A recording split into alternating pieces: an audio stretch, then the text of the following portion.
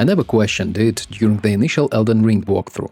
The importance of that moment when Melina hands you the spectral steed whistle and suddenly you're getting the ability to ride across the lands between. But the moment I thought about it from Elden Ring lore perspective, the strange details about Torrent itself started to appear. Because I don't think Torrent chose you because you were destined to become Elden Lord.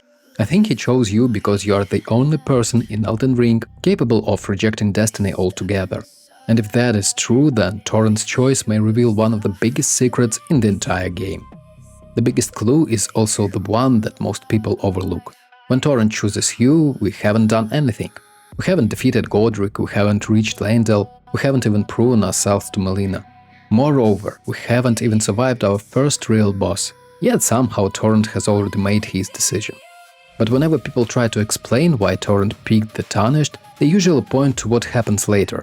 We become powerful, we defeat demigods, we gather great runes, we become worthy, but Torrent couldn't have known all of that. At least not in the way most people imagine. His decision comes first, the accomplishments come later. So, if Torrent wasn't choosing us because of what we achieved, then what exactly was he looking at? Melina gives us another important clue. She admits she wasn't convinced. Torrent saw something in us that she couldn't see herself. Think about that for a second. Melina spends the entire game traveling beside us. She witnesses our victories firsthand, and even she needs proof. Torrent doesn't.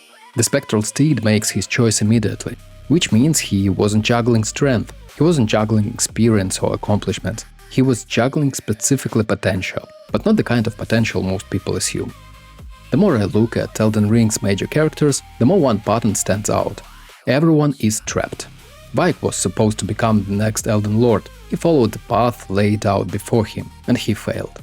This was already explained in corresponding Vyke video on my channel, and yeah, the link on mentioned Vyke full story video is in the description to this one, so check it out too for more details.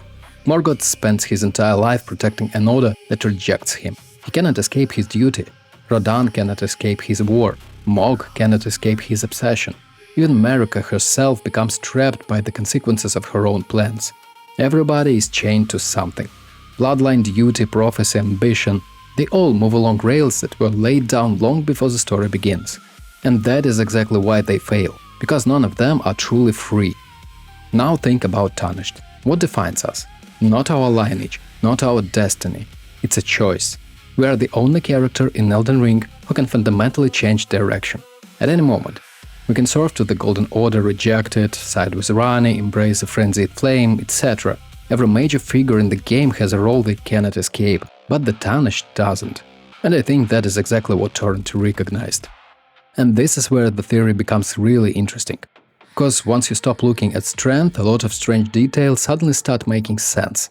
Why does Torrent choose us instead of some like Vyke or Bernal? Why not any of the countless Tarnished who came before us? Many of them were stronger, more experienced, many of them seemed far closer to becoming Elden Lord. Yet Torrent ignores all of them. Because I don't think he was looking for the best champion. I think he was looking for the one person capable of creating an outcome nobody could predict. Look at how Elden Ring actually functions. The game constantly presents us different directions. Then it asks if we are willing to follow them.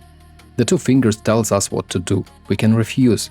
The Golden Order offers us purpose, we can reject it. Fate points in one direction, we can walk in another. But that is not normal for most characters in Elden Ring. They spend their lives trapped by a system larger than themselves. The Tarnished repeatedly breaks those systems. And that ability doesn't come from power, but it comes from freedom. This is why I think the common interpretation gets things backwards. Torrent didn't choose us because we eventually become important. We became important because Torrent found the one person capable of changing the rules. Then Shadow of the Erdtree arrives and makes the mystery even stranger. For years, Torrent existed largely in isolation. Then we see imagery connecting him to Miquella, and suddenly a completely different possibility emerges. Instead of asking who Torrent belongs to, maybe we should ask what kind of person would choose Torrent in the first place. Because Miquella's entire story revolves around one idea – its potential. She constantly sees possibilities that everyone else misses, abandons systems that no longer work and searches for alternatives. She refuses to accept the future that others believe is inevitable. In many ways, Miquella spends her entire life trying to escape the predetermined outcomes. Sounds familiar? Yeah, because that's exactly what Torrent appears to value. He doesn't choose the strongest warrior or the most accomplished Tarnished. He chooses the individual capable of creating a future nobody expected. Whether Torrent once belonged to Miquella or merely shared his purpose almost doesn't matter. The connection points toward the same conclusion. Torrent wasn't looking for a hero, he was looking for a possibility. And this is where the entire mystery flips upside down. Most people assume Torrent recognized the future Elden Lord, but I don't think that is what happened. Because becoming Elden Lord is only one possible ending. We can also abandon the Golden Order entirely, follow Rani into the New Age, etc, etc, etc, I've mentioned it before. So, if Torrent truly knew our destiny, which one of those futures did he see? The answer may be none of them. Maybe Torrent didn't know what we would become. Maybe he didn't know which ending we would choose. Maybe he didn't know whether we would save the world or destroy it. What he recognized was a choice possibility. The ability to stand before gods, demigods, prophecies, even cosmic powers and still decide our own path. That is the only thing almost nobody in Elden Ring universe possesses. And that is why Melina needed proof, while Torrent didn't. Melina judged our actions, Torrent judged our nature. He recognized something fundamental before the journey even began. Not strength, not destiny, but freedom. And if that is true, then Torrent wasn't searching for the next Elden Lord. He was searching for the first person capable of proving that destiny itself could be wrong. Which means the real mystery was never who Torrent is.